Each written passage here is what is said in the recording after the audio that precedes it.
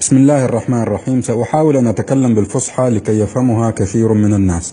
اليوم عندي لكم معلومة طبية مهمة جدا جدا وخطيرة في نفس الوقت. كلنا يعرف أنه يوجد أعضاء في الجسم إذا مرضت فهي تشفى بإذن الله، مثل الجروح كم يوم وتشفى. المغص إذا جاءك مغص تأخذ له دواء ويشفى، لكن في المقابل يوجد أعضاء في الجسم لو مرضت فلن تشفى. ركزوا معي، إذا مرضت فلن تشفى، بمعنى إذا قلت كفاءتها التشغيلية فإنها لن تعود إلى سابق عهدها، وهنا الخطورة. قلنا إذا جرحت في الأحوال الطبيعية، يعني إذا كنت لا تشكو من سكر أو عائق آخر يؤخر الشفاء، فسوف تشفى بإذن الله بعد كم يوم. لكن هذا العضو الذي أتحدث عنه اليوم إذا انخفضت كفاءته إلى 90% فإنه لن يعود إلى 100%، وإذا انخفضت إلى 80 فلن تعود كفاءته إلى 90، وهكذا إلى أن تصل إلى الصفر، وهذا يعني فشل العضو. هذا العضو المهم هو الكلى أو الكلى. كثير من الناس لا يعلم أن كفاءة الكلى تنخفض لديه إلا إذا تفاقمت حالته وفوجئ بالطبيب يقول له عندك فشل كلوي ولازم تغسل. ليس هناك علاج يعود بالكلى إلى حالتها الطبيعية إلا الزراعة، وطالما أن الكلى لا تعود إلى حالتها الطبيعية، إذن ماذا تفعل؟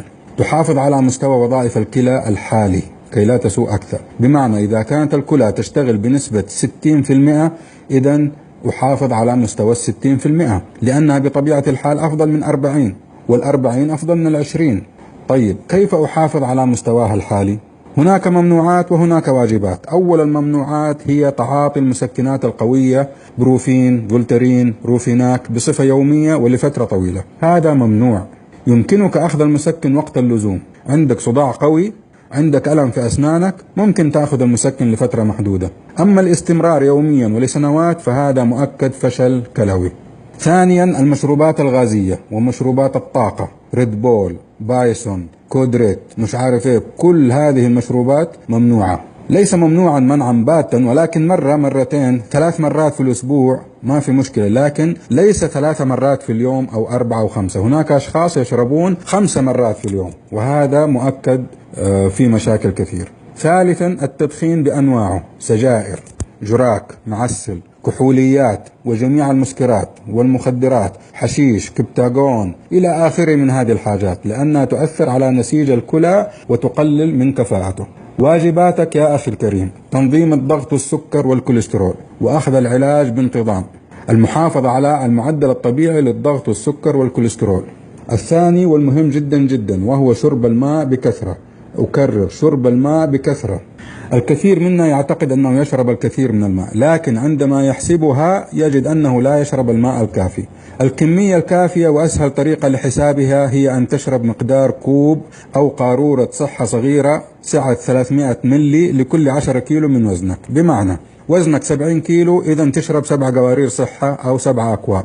واحد يقول طيب أنا لا أشعر بالعطش أو لا أشرب إلا إذا عطشت.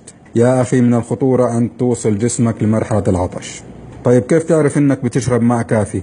انظر إلى لون البول، إذا كان لون البول شفاف أبيض فأنت ممتاز، بتشرب كمية كافية من الماء. لكن إذا كان لون البول أصفر أو أصفر غامق فإنك تحتاج إلى أن تزيد من شرب الماء على مدار اليوم. أكرر، على مدار اليوم. بمعنى تقوم بتعبئة جالون ماء 2 أو 3 لتر وتضعه بجانبك وتشرب فيه وكأنك تشرب شاهي. بدل الشاهي اشرب موية، حط الجك قدامك ومزمز فيه، اشرب ماء. تناول الخضروات والفواكه بكثرة قبل الأكل وليس بعده. أكرر، تناول الفاكهة قبل الأكل وليس بعده كما تعودنا. اشرب الكثير من العصيرات الطازجة، العصيرات اللي صلاحيتها أسبوع مثل عصيرات الشركات الكبيرة كويسة. تناول اللوز والفستق والبندق والكاجو وجميع المكسرات لوجود عنصر النحاس المهم لعمل الكلى، ولكن بدون ملح لمن لديهم ضغط. التخفيف من البروتين والبقوليات واللحوم لما تحتويه من الزنك الذي يطرد النحاس من الجسم المهم لعمل الكلى. بعض أطباء مرضى السكر يكتب لمرضاه الزنك لتحفيز عمل البنكرياس. يجب التنسيق مع الدكتور لأنه يؤثر على الكلى ويطرد النحاس كما أسلفنا. قبل أن تأخذ أي دواء انظر إلى النشرة الداخلية، هل يؤثر على الكلى أم لا؟ إذا كان يؤثر استشر طبيبك أو ضاعف كمية الماء. ترى الأمر جد ما هو لعب، والله الأمر جد ما هو لعب. لماذا؟ لأن كثيرا من الناس لا يعلمون أن الكلى ليس له علاج ولا يعود إلى سابق عهده. إلا إذا أصيب به. ما يعرف المعلومة هذه إلا إذا أصيب بالفشل الكلوي. الآن حوالي 25 ألف شخص في السعودية يغسل كلى. لماذا؟ لأنه لم يعلم. فجأة قال له الطبيب عندك فشل كلوي ولازم تغسل، ولو كان يعلم لحافظ على كليتيه قبل أن يصل إلى مرحلة الفشل. الآن حافظ على كليتيك قبل أن تتمنى أن تعود بك الأيام لتحافظ عليها.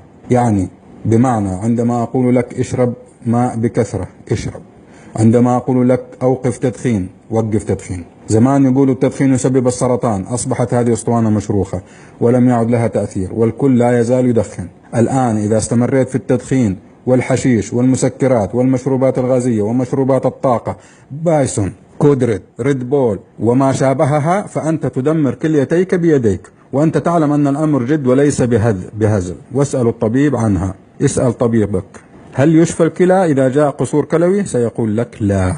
هل تعلم ماذا يعني غسيل كلى؟ يعني إنك أصبحت شخص مسكين، من البيت للمستشفى، تقضي يومك في المستشفى لترجع إلى البيت وترتاح من تعب الغسيل، وما إن ترتاح حتى يأتي اليوم التالي أو الذي بعده لترجع للمستشفى. يعني حياتك من البيت للمستشفى ومن المستشفى للبيت، لا إنتاجية، لا شغل، لا استمتاع، لا خروج، لا ولا شيء.